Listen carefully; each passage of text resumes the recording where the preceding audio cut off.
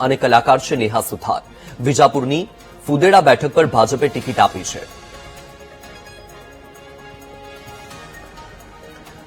તો મહેસાણામાં ભાજપ ઉમેદવાર નેહા સુથાર કે જે મતદાન કરવા માટે પહોંચ્યા હતા. સરદાર ગામની શાળામાં નેહા સુથારે મતદાન કર્યું છે. સાથે લોકોને મતદાન કરવા માટેની અપીલ પણ કરી છે. સાથે જ ભાજપની જંગી જીતનો આશાવાદ પણ વ્યક્ત કર્યો છે.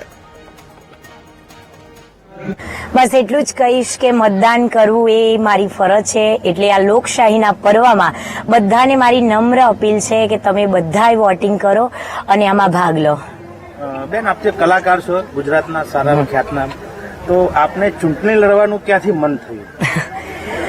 એકચ્યુઅલી સિંગર છું, એક્ટર છું, એ મારો વ્યવસાય છે અને આ મારું એક આમ નાગરિક તરીકે મારો ધર્મ છે દેશની સેવા કરવાનું, એટલા માટે. તો આજે સવારથી જ મતદાન પ્રક્રિયા ચાલી રહી છે. સ્થાનિક સ્વરાજ્યની ચૂંટણી અને સવારે 7 વાગ્યાથી આ મતદાન પ્રક્રિયા શરૂ થઈ ગઈ છે. ક્યાંક લોકોમાં ઉત્સાહ જોવા મળી રહ્યો છે તો ક્યાંક લોકો નીરસ પણ જોવા મળી રહ્યા છે. એક તરફ આજે મતદાન થઈ રહ્યું છે તેમાં ગરમીની અસર પણ જોવા મળી રહી છે. આપની આજે આ ચૂંટણી પ્રક્રિયા ચાલી રહી છે, જે મતદાન પ્રક્રિયા ચાલી રહી છે, આ મુદ્દે આપણી સાથે ચર્ચા કરવા માટે ભાજપમાંથી આપણી સાથે જોડાયા છે અશ્વિનભાઈ બેંકર અને સાથે જ જપ્તવ્યભાઈ કે જેઓ સિનિયર પત્રકાર છે, વરિષ્ઠ પત્રકાર છે. આ બંનેનું ખૂબ ખૂબ સ્વાગત છે વીટીવી ન્યૂઝમાં. અશ્વિનભાઈ, સૌથી પહેલા તો આપને પૂછવા માંગીશ કે આટલા દિવસથી મહેનત ચાલી રહી હતી અને આજે હવે એ મહેનતનું ફળ ઈવીએમમાં કેદ થઈ રહ્યું છે. શું લાગી રહ્યું છે તમને? ઘણી લાંબી પ્રક્રિયા આ મતદાન માટે થઈ છે. ભારતીય જનતા પાર્ટી હંમેશા લોકોની વચ્ચે જાય છે, પરંતુ ચૂંટણી દરમિયાન ડોર ટુ ડોર કેમ્પેન જે થયું છે અને લોકોને, ગુજરાતના મતદારોને અત્યારે જે ઉત્સાહ જોવા મળ્યો છે એમાં મીડિયાનો પણ મોટો રોલ છે કે મતદાન કરો, સૌ લોકો મતદાન કરો, મતદાન કરો, એ વિષયથી ગુજરાતમાં અત્યારે મતદાન થઈ રહ્યું છે અને બંગાળમાં પણ બહુ મોટા પાયે મતદાન થયું. એ જોઈને પણ ગુજરાતની લોકશાહી મને દેખાય છે અત્યારે ગુજરાતની લોકશાહીનું આ પર્વ લોકો ઉજવી રહ્યા છે અને ચોક્કસથી મતદાન થઈ રહ્યું છે. મતદાન પોઝિટિવ થઈ રહ્યું છે, વિકાસના સમર્થનમાં થઈ રહ્યું છે. લોકો બહાર નીકળ્યા છે. સવારથી આપણે જોયું હશે કે મતદાન માટે ખૂબ સરસ લાઈનો તો ના લાગી, કારણ કે મેનેજમેન્ટ ખૂબ સરસ હતું. 5 જ મિનિટમાં મતદાન કરીને લોકો બહાર આવતા હતા, પણ બૂથ ઉપર જમાવડા હતા અને અત્યારે 12 વાગ્યા છે. એટલે 12 વાગ્યાના કારણે થોડું જમવાનો સમય પણ થયો છે અને ગરમી પણ વધી છે. પણ મારું સ્પષ્ટ માનવું છે કે આ વખતે આખા ગુજરાતમાં લોકશાહીનું પર્વ ઉજવાઈ રહ્યું છે, સારા વાતાવરણમાં ઉજવાઈ રહ્યું છે અને લોકો ચડી બળીને મત આપે છે. જપ્તવ્યભાઈ, 2021નું મતદાન અને આજનું મતદાન તમે કઈ રીતે જોઈ રહ્યા છો? આજની આ મતદાન પ્રક્રિયાને કે 2021ની સરખામણીમાં આજની જે મતદાન પ્રક્રિયા છે એ કેટલી ઉત્સાહી લાગી રહી છે કે પછી તમને નીરસ લાગી રહી છે?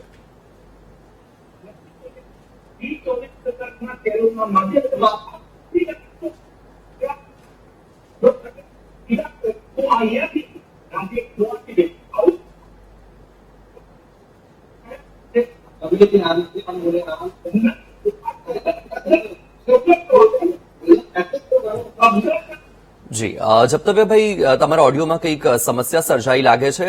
અશ્વિનભાઈ, હું તમને પૂછવા માંગુ છું કે અશ્વિનભાઈ, આજે સવારથી જ મતદાન પ્રક્રિયા ચાલી રહી છે, પરંતુ આપણે અમદાવાદની વાત કરીએ એક વખત કે લગભગ 12 વાગ્યાનો આ સમય થઈ ગયો છે અને અમદાવાદમાં અત્યારે એટલું મતદાન નથી જોવા મળી રહ્યું. જો આપણે 2021ની સરખામણી કરીએ કે 2015ની સરખામણી કરીએ તો પણ હવે લગભગ 5 થી 6 કલાકનો સમય તો થઈ ગયો છે મતદાન પ્રક્રિયા શરૂ થઈને. અમદાવાદની અંદર એક પેટર્ન રહી છે કે અમદાવાદમાં સવારે લોકો ખૂબ ઝડપથી મતદાન કરતા હોય છે અને ત્યારબાદ થોડું મતદાન ધીમું થતું હોય છે અને પછી આપ જોજો કે બપોર પછી લોકો ખૂબ ઉત્સાહપૂર્વક લાઈનો લગાવતા હોય છે. 5 વાગે પણ ખૂબ મોટી સંખ્યામાં લોકો કેમ્પસમાં જતા રહેતા હોય છે અને એટલા માટે આપણે ઘણીવાર એવું જોયું છે કે છેલ્લા કલાકોમાં મતદાનની ટકાવારી ખૂબ ઓછી જતી રહેતી હોય છે. તો આ રીતે અમદાવાદના મતદાનની પેટર્ન આપણે જે જૂની જોઈ એ પ્રમાણે આ વખતે પણ મતદાન ગત વર્ષોમાં થયું હતું એના કરતા વધારે થશે. ચોક્કસથી ગરમી વધારે છે, પરંતુ લોકોએ ગરમીની અવગણના કરી છે. જ્યાં પણ મતદારોના અભિપ્રાય લેવામાં આવ્યા છે આપના ચેનલના માધ્યમથી લોકો કહે છે કે અમે અમારી પવિત્ર ફરજ નિભાવવાની કોશિશ કરીએ છીએ અને સરકાર પાસે અપેક્ષા પણ રાખે છે કે સરકારે અમારા કામો કરવા પડશે, અમારા કામો કરશે, એ આશાવાદથી અમે મતદાન કરીએ છીએ.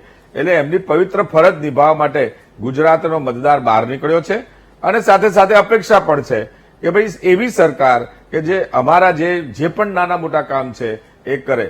અને હું સ્પષ્ટ પ્રમાણે માનું છું, ગુજરાતના અનેક લોકોએ એવી પણ વાત કરી છે કે ભારત દેશ એ સુરક્ષિત રહે, ભારત દેશમાં વિકાસની આ જે વણથંભી વણઝાર છે એ ચાલુ રહે અને રાષ્ટ્રવાદ પ્રબળ રહે. આ બધા વિષયો અત્યારે કામ કરી રહ્યા છે. સ્થાનિક મુદ્દાઓ તો છે જ, સ્થાનિક મુદ્દાઓની ક્યાંક રજૂઆત છે, ક્યાંક ફરિયાદ છે, પણ એને સાથે રાખીને અત્યારે ગુજરાતનો મતદાર એક અપેક્ષા સાથે, સરકાર પાસે ચોક્કસ અપેક્ષા સાથે મત કરી રહ્યો છે અને આવતા દિવસોમાં હું માનું છું ત્યાં સુધી એ વિકાસના હિતમાં મત થઈ રહ્યું છે અને વિકાસના હિતમાં ગુજરાતમાં આપ જોઈ શકશો કે વિકાસ જે થઈ રહ્યો છે એને મતદાન કરીને બીજેપીની ઘણી બધી સરકારો આ જિલ્લા પંચાયત, તાલુકા પંચાયત, કોર્પોરેશન્સ એ આવવાની છે. અશ્વિનભાઈ, સામાન્ય રીતે મતદાનની ટકાવારીના આધારે પણ પરિણામનો અંદાજ લગાવવામાં આવતો હોય છે. આજે જે રીતે મતદાન થઈ રહ્યું છે, શું લાગી રહ્યું છે તમને કે આ જે મતદાન પ્રક્રિયા ચાલી રહી છે એ પુનરાવર્તનની છે કે પરિવર્તનની છે? ઓબ્વિયસલી સમગ્ર દેશમાં એક લહેર ચાલે છે અને સમગ્ર દેશમાં લહેર ચાલે છે મોદી સાહેબના નામની. મોદી સાહેબે કરેલા કામો ક્યાંક ને ક્યાંક ગામડામાં બેઠેલો વ્યક્તિ પણ એને પ્રતિસાદ આપવા માંગે છે. અને ગુજરાત તો એ ગઢ છે, એક લોકશાહીનું પરિપક્વ સ્વરૂપ છે અને એના કારણે એક સારા કાર્યોને પ્રતિસાદ આપવો કોઈ પણ લોભ લાલચ વગર એ ગુજરાતના મતદારોનો સ્વભાવ રહ્યો છે. ક્યાંક ખરાબ થયું હોય તો અથવા કોઈક એવો વેવ આવ્યો હોય તો ગુજરાતના મતદારોએ એ પણ બતાવ્યું છે. જી બિલકુલ. અશ્વિનભાઈ, આપને અટકાવવા માંગીશ. એક મહત્વના સમાચાર સામે આવ્યા છે. વડોદરાના સાવલીમાં વોર્ડ નંબર 2 માં ઈવીએમ મશીન ખોટકાયું છે. ઈવીએમમાં 3 નંબરનું બટન ન દબાતા ભાજપ કાર્યકરોએ મતદાન રોકાવ્યું. ધારાસભ્ય કેતન ઇનામદારે મશીન બદલવા માટે રજૂઆત કરી. મશીન બંધ થતા હાલ પૂરતું મતદાન અટકાવાયું છે. તો આ સમાચાર વડોદરાથી પ્રાપ્ત થયા છે કે જ્યાં સાવલીમાં વોર્ડ નંબર 2 માં ઈવીએમ મશીન ખોટકાયું છે. ઈવીએમમાં 3 નંબરનું બટન ન દબાતા ભાજપ કાર્યકરોએ મતદાન રોકાવ્યું છે અને મશીન બદલવા માટે અપીલ કરી છે.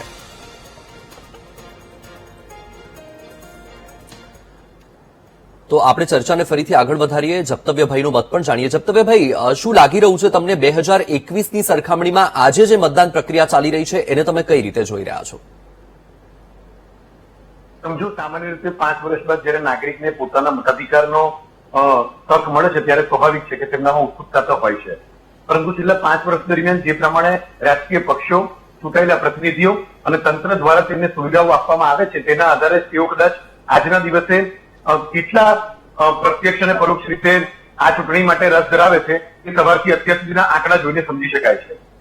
ગુજરાત રાજ્યના મહત્વના શહેરો કહીએ તો અમદાવાદ, વડોદરા જેવા શહેરોમાં પણ મતદાનની જે ટકાવારી છે તે મહદઅંશે જે હોવી જોઈએ તેના કરતા નબળી દેખાઈ રહી છે. સ્વાભાવિક છે કે બપોર બાદ ગરમીની ટેમ્પરેચર એટલે કે પારો પણ ઊંચો જશે એવા સમયમાં લોકો પોતાના ઘરની બહાર નીકળવાનું ટાળશે.